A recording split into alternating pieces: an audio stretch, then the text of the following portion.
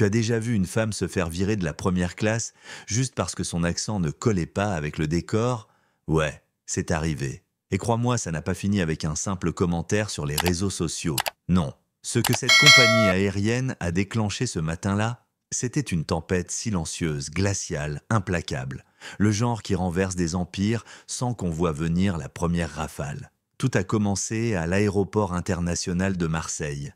Terminal 3, porte 18. L'ambiance, calme en surface mais tendue comme un fil électrique. Dans cette scène familière de valises qui roulent, d'annonces criardes et de passagers pressés, se tenait Maïssa Delcourt, droite, élégante, le regard tranquille mais perçant. Manteau beige, structuré, foulard brodé d'or et une valise en cuir, usée par les kilomètres, mais encore fière. Elle ne faisait pas de tuvague.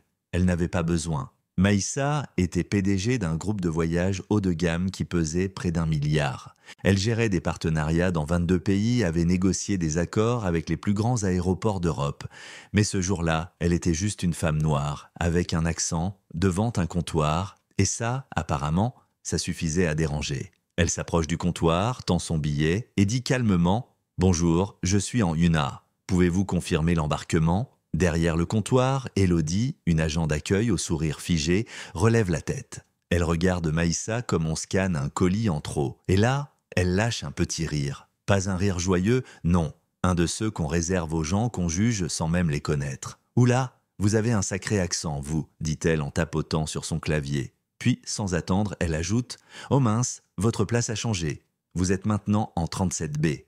Économie. » Maïssa ne réagit pas tout de suite. Elle cligne juste des yeux, lentement. « J'ai réservé Ina il y a 2 mois ?» Élodie sourit, comme on le fait quand on s'apprête à servir une claque avec des mots bien emballés. Parfois, le système corrige automatiquement les erreurs. Ça arrive plus souvent qu'on croit. Tu vois le genre? Les phrases vides, blindées de faux professionnalisme, mais qui suintent le mépris. Derrière elles, quelques passagers haussent les sourcils.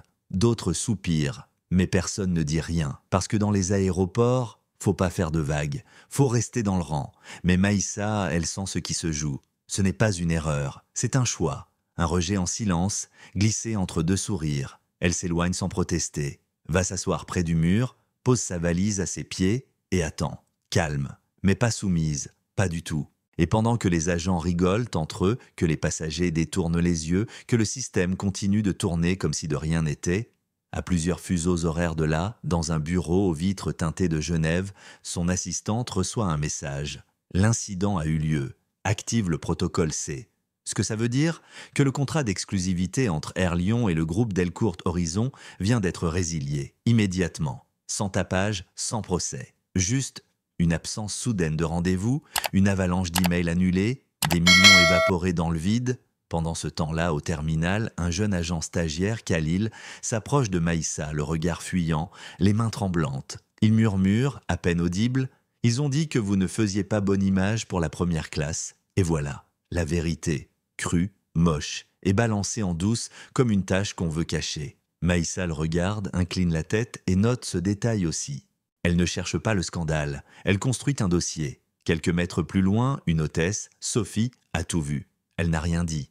Pas par méchanceté, par peur, parce qu'on lui a appris que se taire, c'était plus sûr que s'exposer. Mais ce soir-là, elle n'a pas dormi. Et le lendemain, elle envoie un mail à Maïssa. Pas un truc corporate, pas une excuse formatée. Non, juste une ligne sincère. J'ai vu, j'ai rien fait, je suis désolé. Et pendant que Sophie écrit, pendant que Khalil hésite à dénoncer ce qu'il sait, le chaos s'installe doucement chez Air Lyon. Les systèmes bug, les réservations premium disparaissent. Les partenaires paniquent. Le directeur régional, Jean-Baptiste Marin, reçoit une alerte sur son téléphone. Urgent. Groupe Delcourt a désactivé ses flux prioritaires. Réponse requise.